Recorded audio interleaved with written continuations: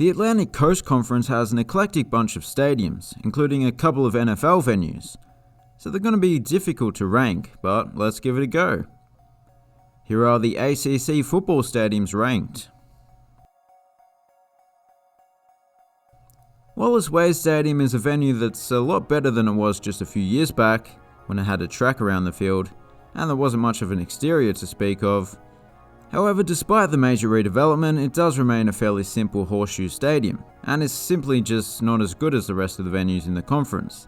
Still, I feel a little bit bad about putting it last because it's looking pretty good nowadays. However, I feel like I say that in every ranking video. Alumni Stadium. But Alumni Stadium is the John Citizen of stadium names. Not only does it have a generic name, but overall it's a fairly typical college football venue.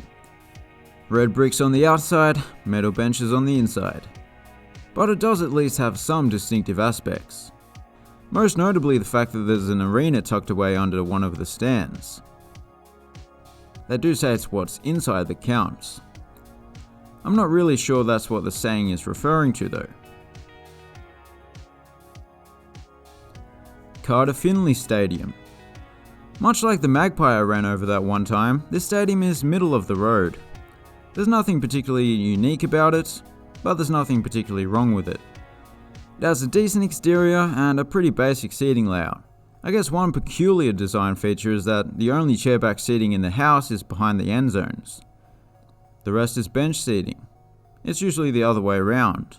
I guess that makes up for the less desirable viewing angle, and evens things out. Truist Field. I feel like there needs to be a horror movie called Wake Forest. It will obviously be involving some demonic deacons. Wake Forest Stadium, however, is anything but horrifying. The brick facades combined with the extensive landscaping make for a beautiful sight. Inside there's more of the same. A grass berm with a huge video board above it. The stands themselves are quite simple, but they have that staggered seating, which is pretty cool. Not unique in this conference though. JMA Wireless Dome.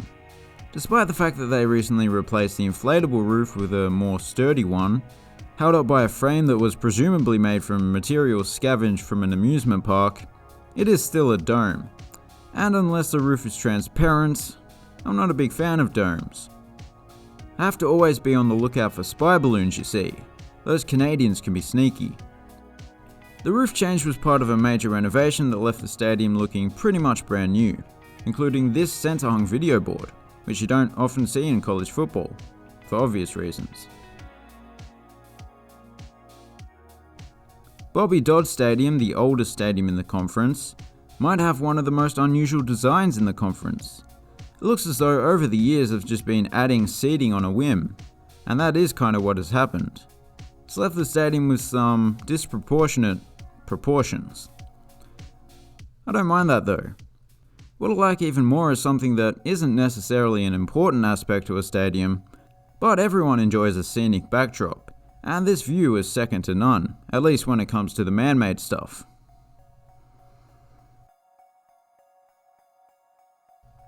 Scott Stadium. This was a tough one to place because in terms of amenities it's nothing special. It's a sunken double-tiered horseshoe fitted with metal bench seating throughout. It's pretty plain and simple.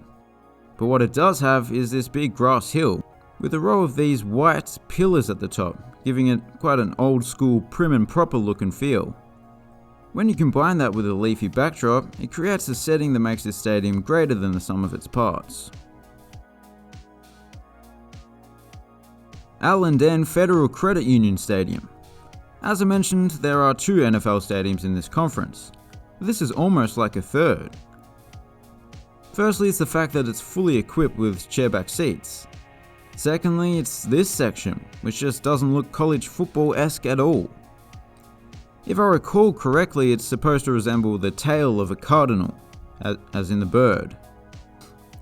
Actually, let's have a look and compare it with the real thing. Yeah, I suppose it does actually. Anyway, the stadium looks great nowadays. Hard Rock Stadium. In case you've been living under a rock. Hello Patrick, how are you? Yeah. That's good. Ouch. This is a NFL venue, and NFL stadiums generally have much better amenities than college stadiums. There isn't a hard metal bench in sight, and all of the seating is in the shade more or less, due to this huge overhanging roof, which is not only functional but also aesthetically pleasing, as well as these big spires that are holding it up. The actual seating bowl is plain and simple, however, the vibrant color scheme is nice. It's not in Miami colors though, it's in Miami colors. Lane Stadium. Now this place has 2 or 3 things that I really appreciate in the stadium. Firstly, the western stand has a stunning facade that could be described as castle-like. And over on the other side, we've got one of those ridiculously big single-tiered stands that must be incredibly intimidating for the visiting team. The stadium could have done with a splash of colour, because I quite like the Hokies colour scheme. And all I'm seeing is grey. But I suppose the autumnal colours of the trees make up for that. Doak Campbell Stadium. This is a stadium of contrasts.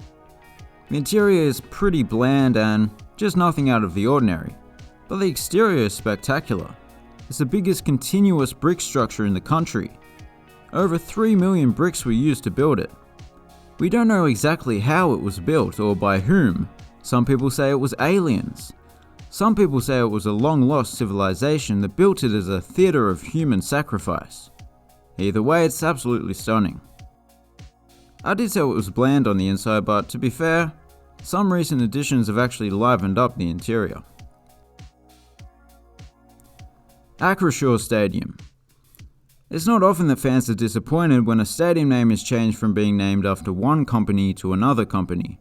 But Heinz is quite a big deal in Pittsburgh, and no one is quite sure what an Acrisure is. Of course, the NFL level amenities are great, but I think the location is probably this stadium's strong point.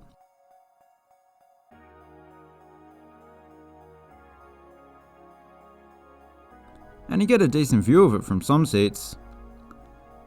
No more big ketchup bottles though.